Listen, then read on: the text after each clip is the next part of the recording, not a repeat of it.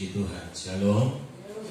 Hari ini firman Tuhan buat kita dengan tema Tuhan tidak mungkin salah. Yang setuju katakan amin. Tetapi tentu harus ada sinkronisasi. Artinya kita harus menyambut apa yang Tuhan telah tetapkan buat kita. Kalau kita tidak menyambut dan meresponi secara betul, secara baik, maka Tuhan itu akan bertepuk sebelah tangan. Walaupun dia tidak pernah salah dan tidak mungkin salah, tetapi rencananya sepertinya tertunda. Kalau proyek mangkrak, kenapa? Karena kita tidak bersedia, bersehati dengan Tuhan untuk menangkap, meresponi secara benar panggilan dan pilihan Tuhan kepada kita masing-masing. Keluaran pasalnya yang keempat, ayat yang ke-10. Lalu kata Musa kepada Tuhan, Tuhan, aku ini tidak pandai bicara, dahulu pun tidak, dan sejak engkau berfirman kepada hambamu pun tidak. Sebab aku berat mulut dan berat lidah. Tetapi Tuhan berfirman kepadanya, siapakah yang membuat lidah manusia? Siapakah yang membuat orang bisu atau tuli? Membuat orang melihat atau buta? Bukankah aku, yakni Tuhan? Oleh sebab itu pergilah, aku akan menyertai lidahmu dan mengajar engkau apa yang harus kau katakan. Tapi Musa berkata, Tuhan, utuslah kiranya siapa saja yang patut kau utus. Maka bangkitlah murka Tuhan terhadap Musa dan dia berfirman, bukankah di situ Harun orang Lewi itu kakakmu? Aku tahu bahwa ia pandai bicara, lagi pula ia telah berangkat menjumpai engkau. Dan apabila ia melihat engkau, ia akan bersuka cita dalam hatinya. Maka engkau harus berbicara kepadanya dan menaruh perkataan itu ke dalam mulutnya. Aku akan menyertai lidahmu dan lidahnya, dan mengajarkan kepada kamu apa yang harus kamu lakukan. Ia harus berbicara bagimu kepada bangsa itu dengan demikian. Ia akan menjadi penyambung lidahmu, dan engkau akan menjadi seperti Allah baginya. Dan bawalah tongkat ini di tanganmu yang harus kau pakai untuk membuat tanda-tanda mujizat. Yang berbahagia adalah mereka yang mendengar firman Tuhan dan yang melakukannya dalam kehidupannya hari lepas hari.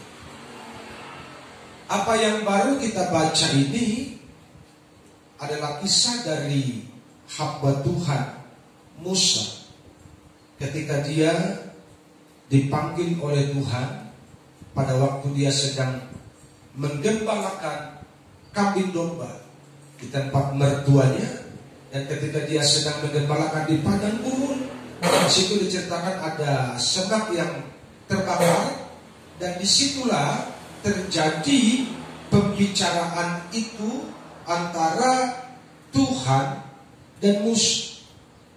Tuhan bicara kepada Musa, kalau bahasa hari-harinya, aku pilih kau sekarang, aku tetapkan kau sekarang, aku lantik kau sekarang, pergilah ke Mesir, selamatkan bangsamu, selamatkan umatku, bawa mereka untuk beribadah kepadaku ke tanah Kanaan lewat padang gurun. Itu secara sederhana. Dan ketika Tuhan berkata begitu kepada Musa, Musa tidak bilang, iya Tuhan saya akan berangkat. Musa mulai membuat banyak alasan. Ayo semua hal Tuhan. Aku kan orang penggembala domba dong. Aku hanya gembala domba. Mungkin kalau bahasa sekarang disebut, aku tidak punya skill Tuhan. Aku tidak punya kapabilitas. Sekolahku terbatas. Mungkin kalau ditarik kepada kehidupan sekarang ini, sekolahku pas-pasan. Aku tidak bisa apa-apa. Jadi karena itu, aku punya dalil yang kuat untuk menolak panggilan Tuhan.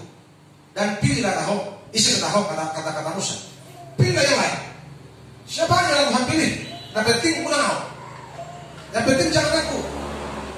Itu kira-kira yang dibuat alasan oleh Musa.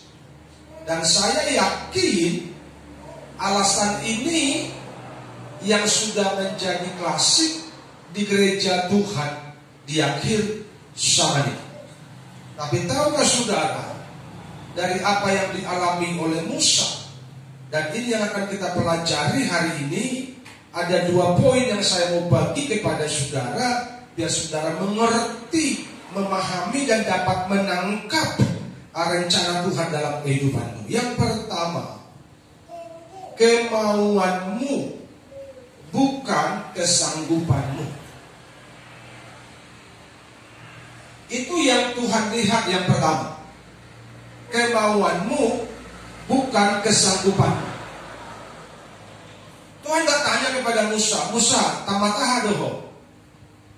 Musa, apa sekolahmu? Musa, apa pendidikanmu? Tidak ada ditanya oleh Tuhan kepada Musa seperti itu.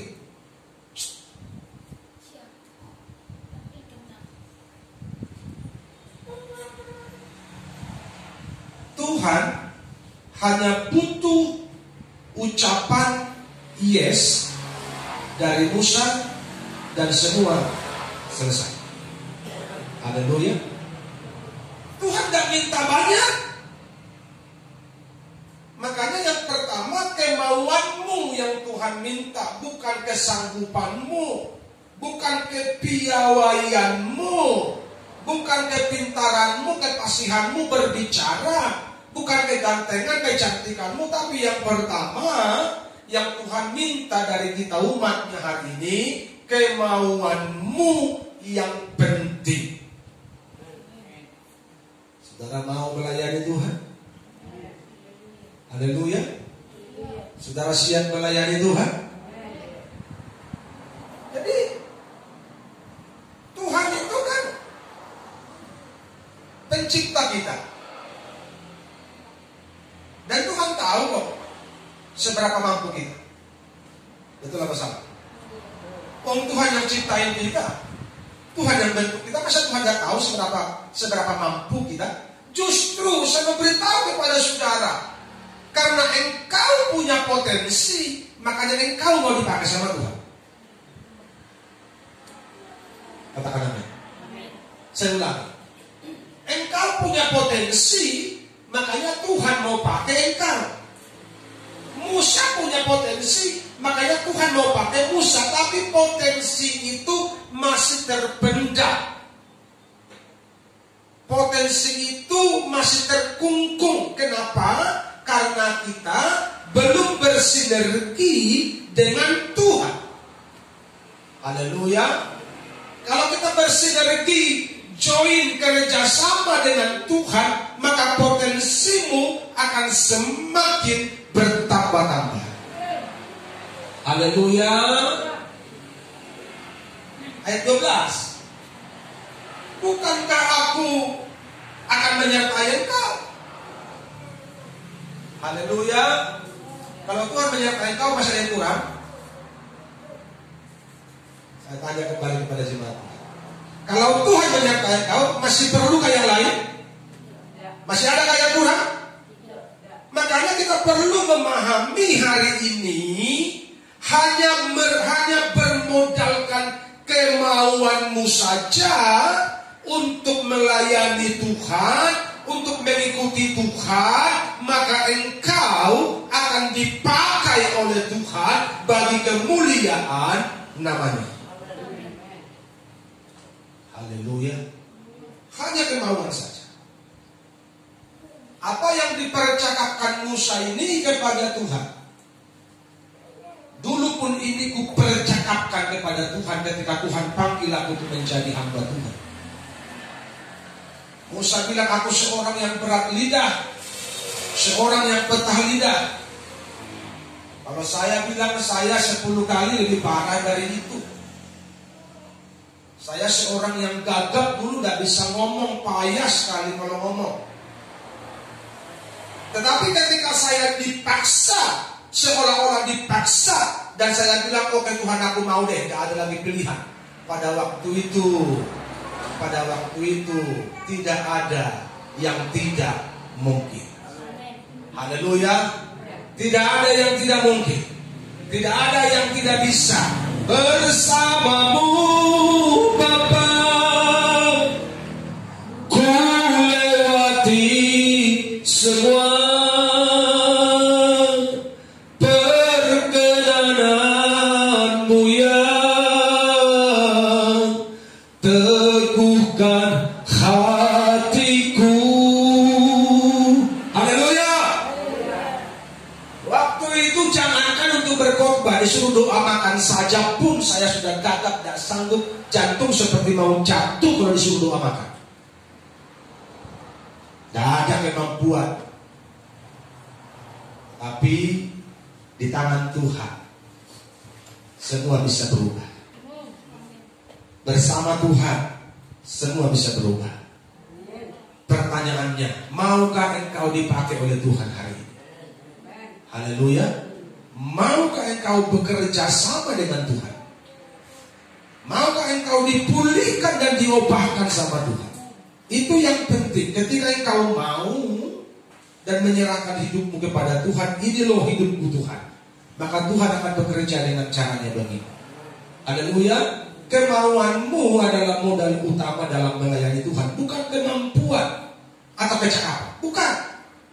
Mau saja. Haleluya. Soal pengetahuan, soal ilmu, soal pendidikan itu menyusul kemudian. Karena banyak orang belajar dulu tanpa terpanggil, tanpa kemauan, akibatnya merusak pelayanan. Karena dia tidak ngerti apa dia terpanggil atau tidak. Tapi dia ikut-ikutan sehingga dia menjadi ragi yang merusak pelayanan. Tapi kalau engkau dipanggil dan engkau bilang aku mau, dan engkau beri hidupmu sepenuhnya kepada Tuhan, maka Tuhan akan mengubahkan engkau. Haleluya. Jadi perdebatan Musa ini dengan Tuhan berhenti ketika Musa sepertinya dipaksa oleh Tuhan dengan sebuah amarah. Bukankah di situ ada abangmu?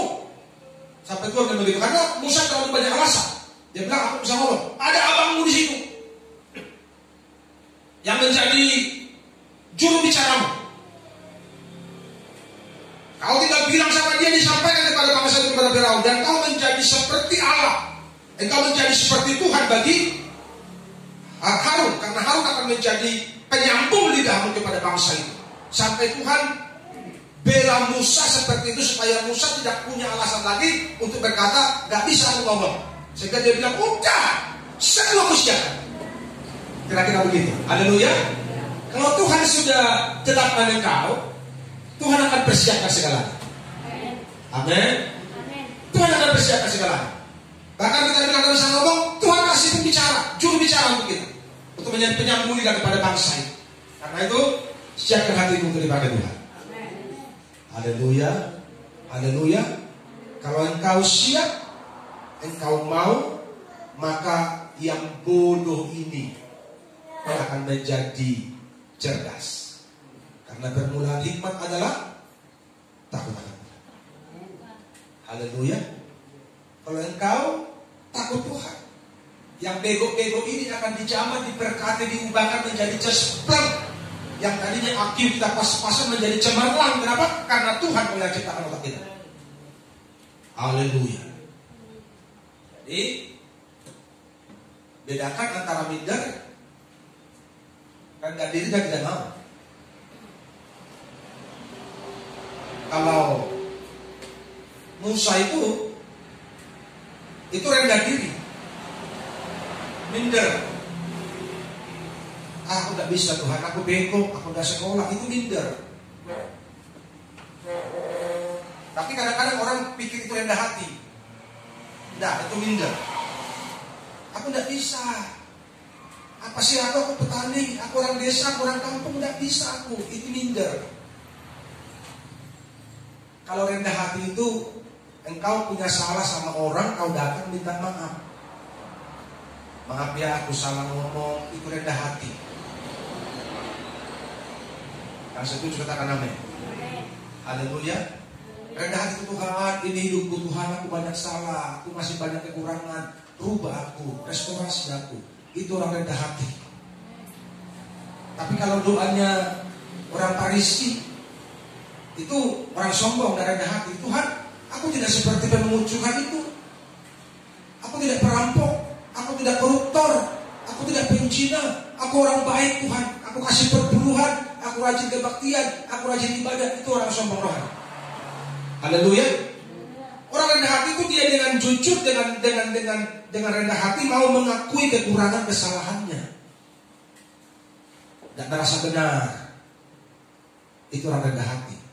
Tapi kalau Tuhan bilang pergi sana melayani, oh aku tidak bisa Tuhan, aku bego loh Tuhan, aku tidak mampu, itu rendah diri.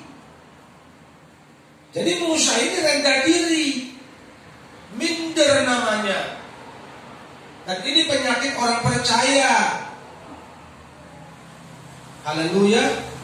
Dan saya kasih tahu sama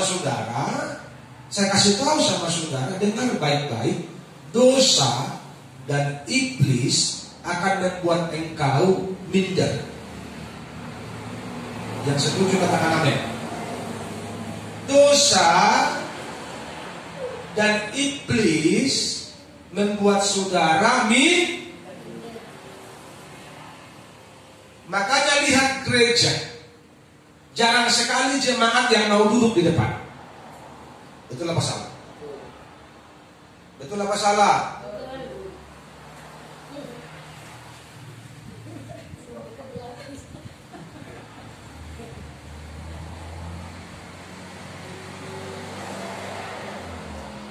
Kalau di undangan khusus, di pertemuan khusus sudah ada dibuat klasternya, ini kelas 1, kelas 2, kelas 3. Ini undangan khusus. Saudara jemaat, saudara boleh duduk di belakang. Karena tahu jemaat, misalnya ada perayaan besar di sini, pendeta senior atau undangan camat, bupati begitu di depan, no problem, Anda duduk di belakang. Tapi kalau ibadah minggu itu bebas, jemaat mau duduk di mana saja itu bebas. Tetapi fakta membuktikan, survei membuktikan, gereja-gereja di bawah kolong langit inilah aku bilang. Tapi ada juga mungkin yang sudah jemaat yang sudah berubah pola pikirnya. Biasanya di depan itu selalu kosong kursinya karena jemaat tidak sanggup duduk di depan. Padahal depan itu bukan kursi panas. Sama yang enaknya duduk di kursi depan sama di kursi belakang. Tapi jemaat selalu memilih duduk di belakang. Kenapa? Sadarilah. Sebenarnya engkau sedang minder dibuat sama iblis. Itulah masalah.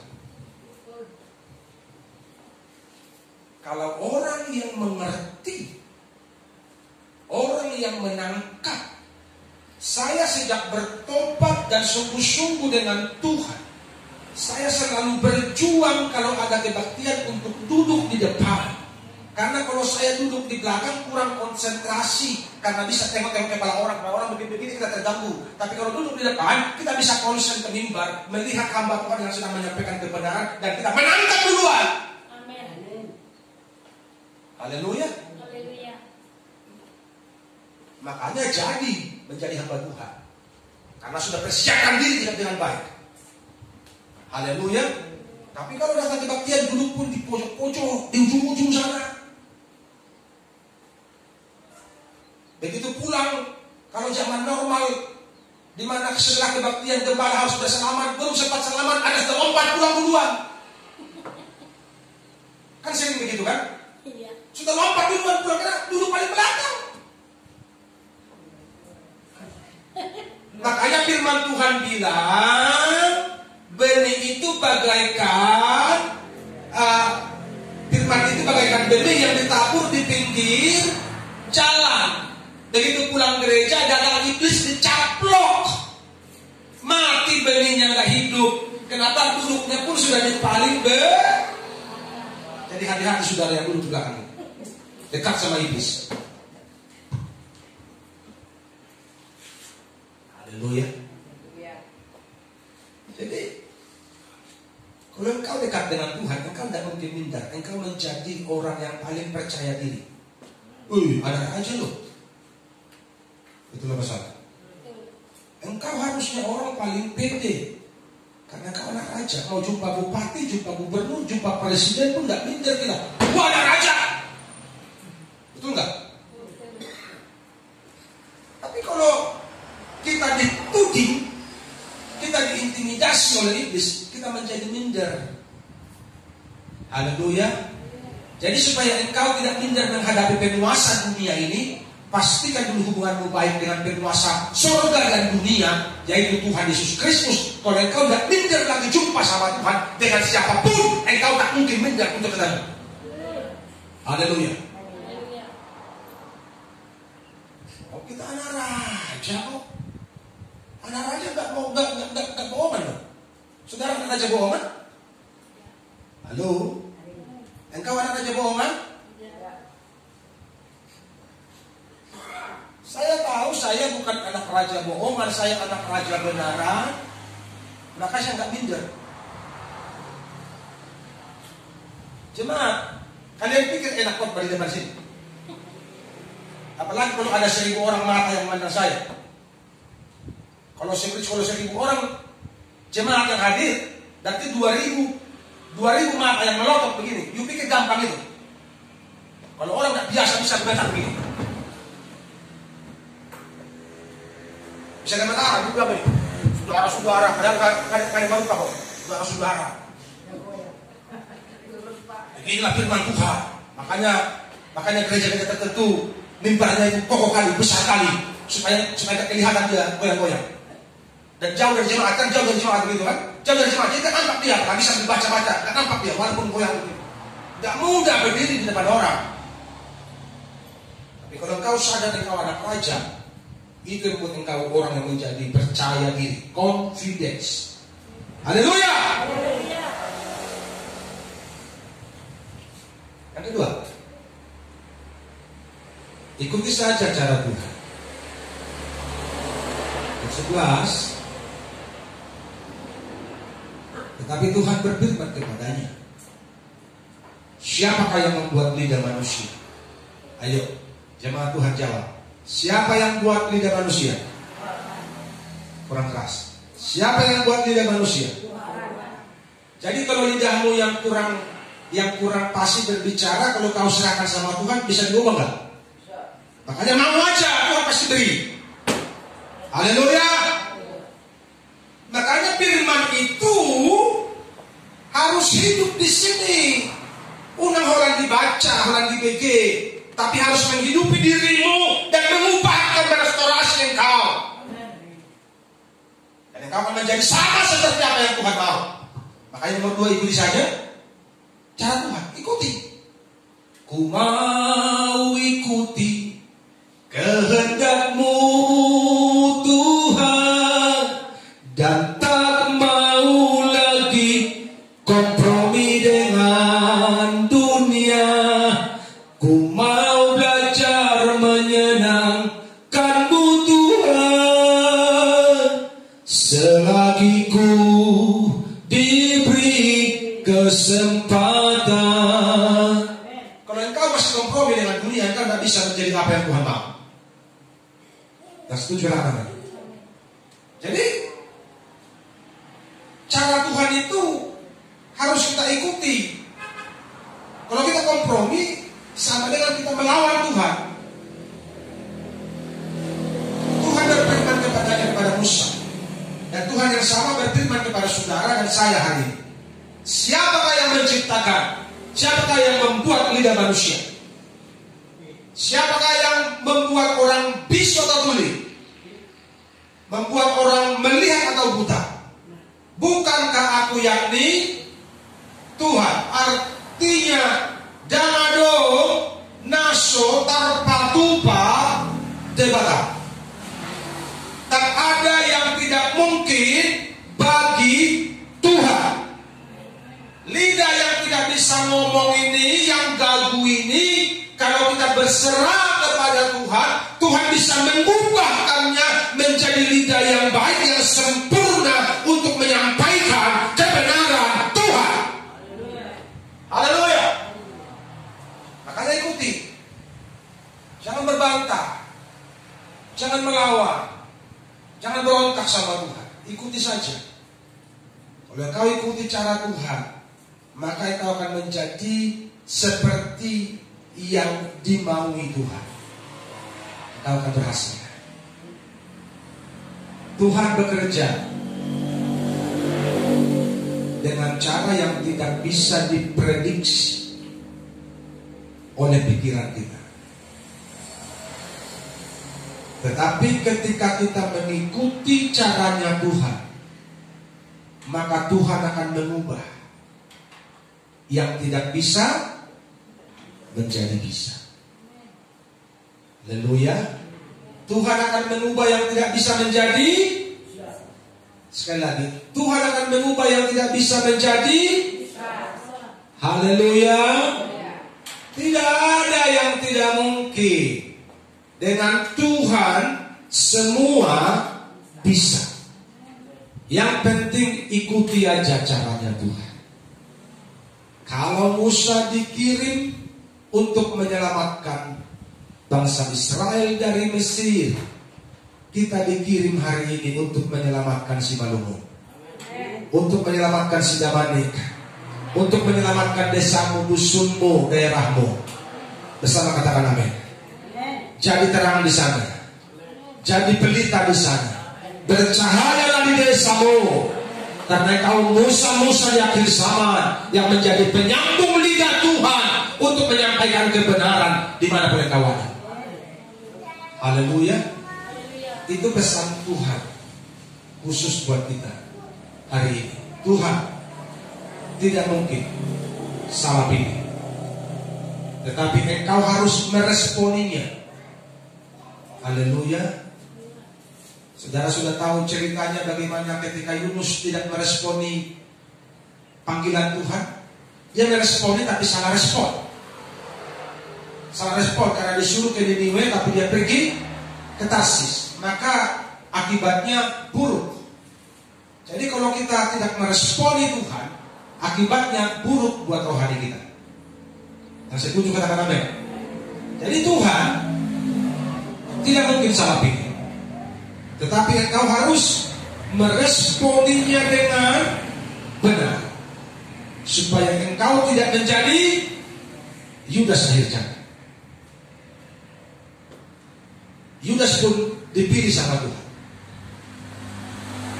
tapi kenapa Yudas memberontak, mengkhianat? Karena dia tidak meresponi panggilan dan pilihan Tuhan secara benar.